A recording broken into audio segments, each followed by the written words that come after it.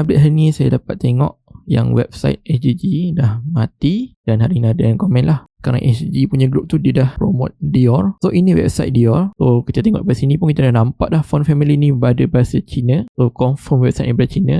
Perkataan semua pun bila kita klik template sama, M huruf kecil mendaftar semua ni, widget sama dengan website-website scan sebelum ni. Dan bila kita check dia punya voice, dia baru register pada 11/11/2025, baru je 3 hari website ni hidup. Dan saya dapat info daripada TikTok lah, ada yang PM saya mengenai Dior ni. So elakkanlah daripada terkena lagi daripada SGG dia tukar kepada scam Dior ni pula.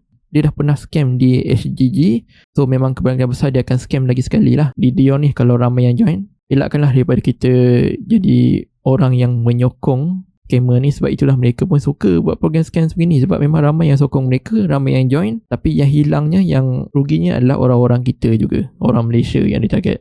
Boycott Israel, save Palestine, betul dah. Tapi scammer nak makan duit rakyat negara sendiri, korang nak support?